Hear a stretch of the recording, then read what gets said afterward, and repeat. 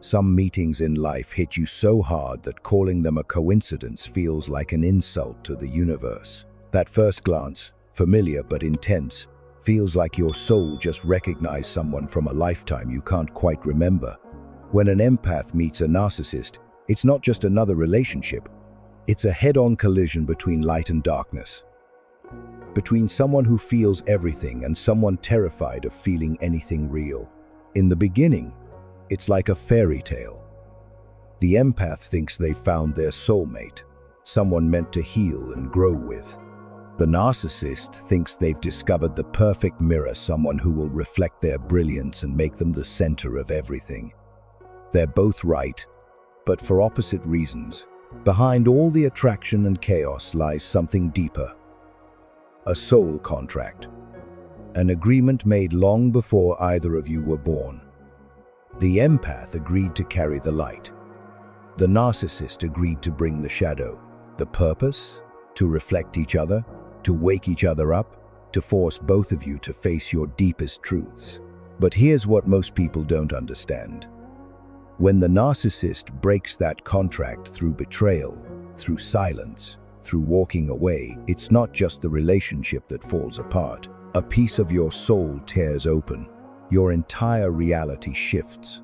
And you, the one left behind, get thrown into this painful but sacred journey that Carl Jung called individuation, the rebirth of your soul through darkness. Don't forget to subscribe and turn on notifications so you will be the first to see our next video. So the real question isn't, why did they leave?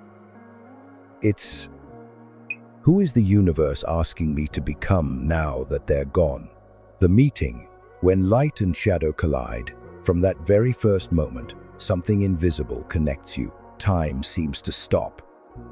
Every boundary between fate and choice blurs together.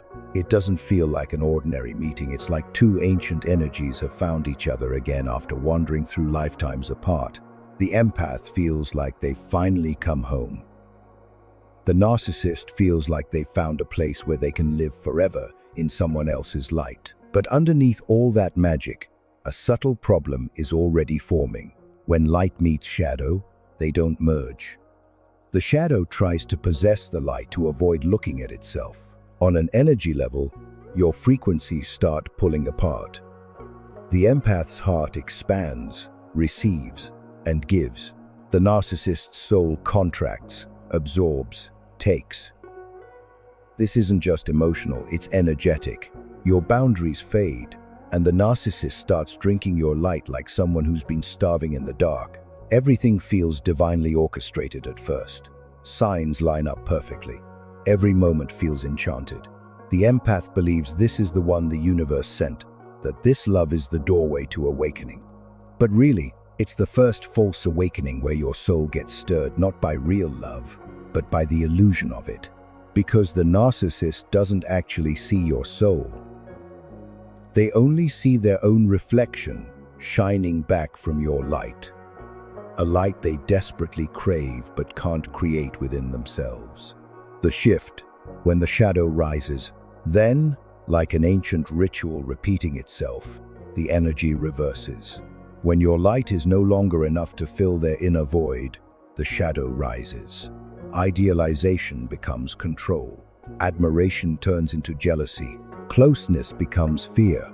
The narcissist can't handle a light that bright because it exposes the darkness they've spent their entire life hiding.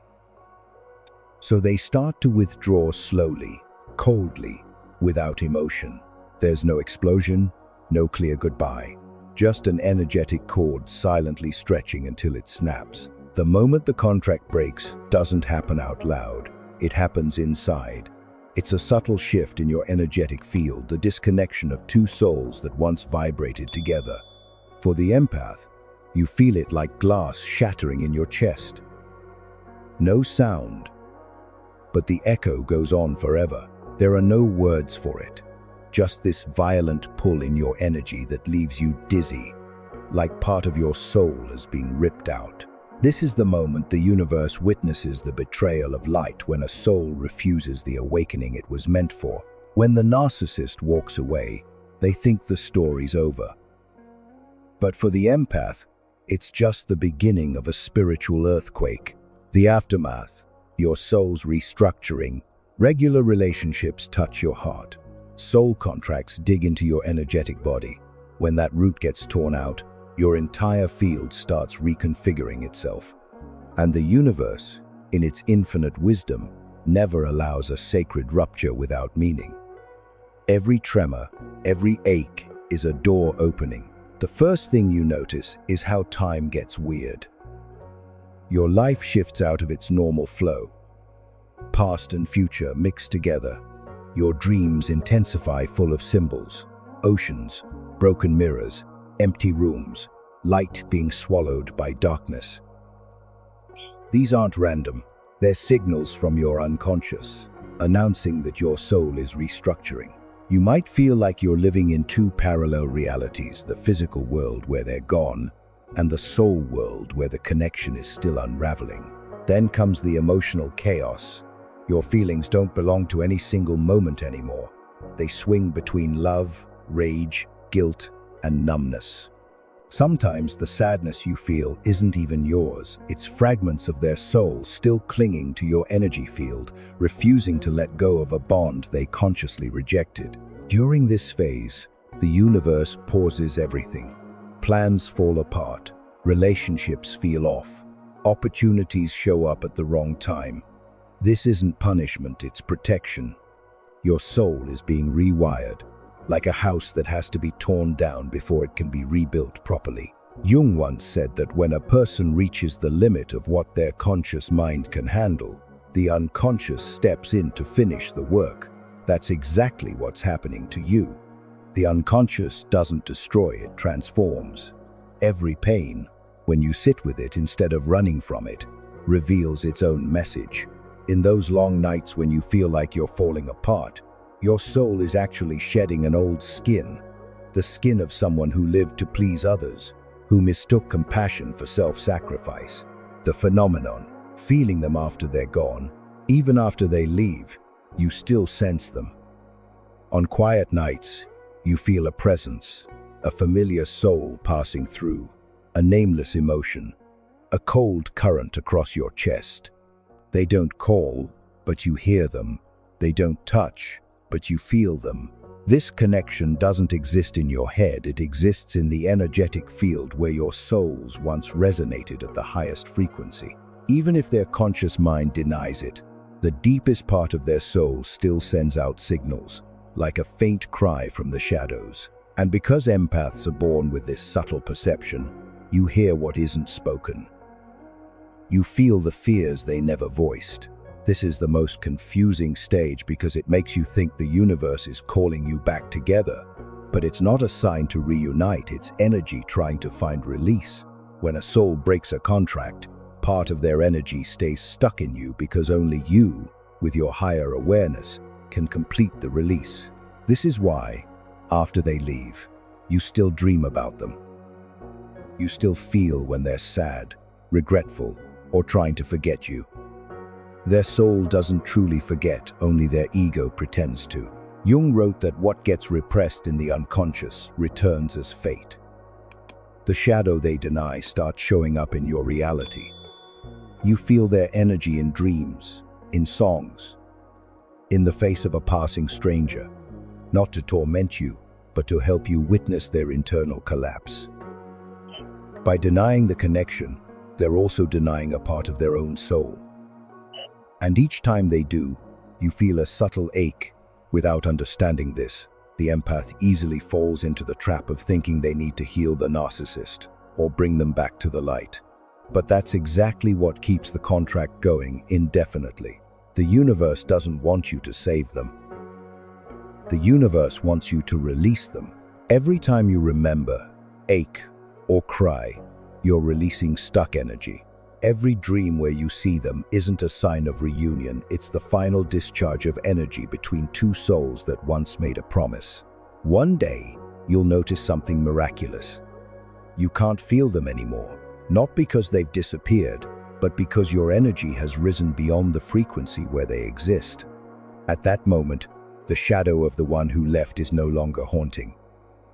It becomes a symbol, proof of a soul that knows how to release, how to love without possessing, how to walk away while still holding compassion. Their collapse. What happens on the other side? As your energetic cord dissolves and you start feeling lighter on the other side. In the narcissist's world, an opposite process is unfolding. Where you're being freed, they're beginning to fall into the very pit they once dug for others. Jung said, "No one escapes the darkness of their own psyche, it just waits for the moment to return and swallow us." That's exactly what happens to the narcissist after they abandon the empath. They think they've escaped. They think they've won. Their silence, their betrayal, feels like power to them. But in the realm of energy, the universe doesn't operate through words, it operates through frequency. When they choose to betray genuine love, they cut off the only lifeline connecting them to real light. At first, they seem calm, even triumphant. You might see them laugh, love someone new, and show off their happiness like the past never existed. But this is just the ego's escape phase. They have to prove to the world they're not weak, not wrong, not wounded. But no soul can deceive the universe. Balance always gets restored. When the external noise dies down, they start facing the real consequences. The first thing that collapses is their reflected ego. When you, the empath, withdraw your energy, they don't just lose a person, they lose the only mirror that made them feel real. The narcissist's entire identity is built from reflections of others. When no one shines light on them anymore, their ego starts cracking. First comes restlessness, then emptiness.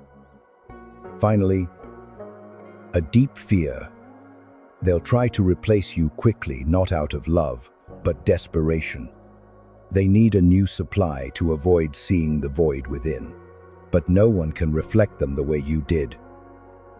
Every new person feels bland, artificial, not enough to calm the panic rising inside. Jung called this psychic disintegration. When self-possession collapses because they've lost their external anchor, they start losing control, insomnia, agitation, irritability, distrust, a gradual descent into silent self-punishment. Their ego will never admit the pain, but the soul remembers. In moments of silence, late at night, a deep part of them starts hearing the echo of the old contract, the echo of your soul, not calling them back, but reminding them that they rejected the redemption the universe offered. Then comes obsession. When they see you haven't fallen apart, that you're still standing, maybe even shining brighter, it strikes their deepest wound. The fear of being replaced. For a narcissist, self-worth doesn't come from love, it comes from control. When you become calm, unreactive, you strip away all the fuel their ego needs. They might try to return not out of remorse, but to reclaim power. They'll come back with apologies, longing, vague gestures. But really, it's just the shadow testing if your light still flickers. If you've truly awakened, you'll see it clearly. Every attempt they make is a test from the universe to see if you've mastered the lesson. If you stay peaceful, their energy can't penetrate you anymore. And when that happens, they're forced to face themselves with no one left to blame, no one left to mirror them, no one left to feed them. They fall into the void they fear most, the emptiness of an unawakened soul, the karmic mirror. This is karmic mirroring, the spiritual law Jung described. Every soul will be forced to see itself through the reactions of others. When you stop reacting, the mirror disappears. The shadow must return to its source. The narcissist is no longer confronting you, they're confronting their own ego, where shame, fear, and loneliness live. Everything they once did to you, manipulation, silence, betrayal, denial, now returns from within. With no one left to manipulate, their mind starts manipulating itself. They invent scenarios, replay old conversations, twist memories to convince themselves they were right. But the soul can't be fooled forever. Gradually, truth seeps into the cracks of their consciousness. They begin to hear the voice they once silenced, the voice of conscience. This is the narcissist's silent collapse. No one sees it. No one knows about it. But inside, their world is falling apart. Every illusion of power, every mask, every wall they built to avoid feeling all of it starts crumbling. The cruelest part? They can neither return nor move forward. Because returning means admitting fault, and moving forward means changing. Both are nightmares for their ego. They start feeling something they can't even name: the gradual disintegration of the soul. Everything that once made them feel alive becomes performance. They touch people, say beautiful words, but there's no real heartbeat behind any of it. Their energy wavers because narcissists don't know how to generate light from within. They survive only by absorbing energy from others. When you, their final source of genuine reflection, disappear, they become like someone deprived of oxygen. Punishment doesn't come from outside. It comes from within. They start hearing small voices, buried memories, the look in your eyes when you were disappointed, the words you spoke before you walked away, the feeling of being loved that they tried so hard to deny. Each memory cuts through the layers of their mask. They try to escape into a new world, seeking other sources, rushing into quick romances, chasing fleeting pleasures. But nothing is deep enough to fill the void your soul once occupied. Because deep down, they know you were the only one who truly saw them, not their image, but the part they kept hidden. That terrified them, but it also addicted them. When they lose that gaze, they feel invisible to the entire world. Then the energy reverses. Everything they sowed, deceit, manipulation, contempt, starts mirroring back in their reality. Colleagues grow suspicious. Friends distance themselves. New partners turn their backs. Secrets get exposed. This is energetic karma, not punishment from the universe, but the natural consequence of distorted energy. Everything they once controlled through artificial power stops working. And the most terrifying part? No one believes them anymore. When there's no audience left, the performance collapses. In rare moments of clarity, they see again the light of the one they betrayed. But this time, that light is no longer outside. It shines from within memory, from a place they can no longer reach. They realize what they lost wasn't just a person, it was their only chance at redemption. The diverging paths. Some narcissists keep denying until the very end, repeating the cycle in new stories. But a very small number, when pushed to the extreme edge of loneliness, begin to hear the call of their own soul. It's the moment when the mask can't hide them anymore. When shame melts into real tears. When the arrogant ego is forced to kneel before the emptiness it created. But not all reach that point.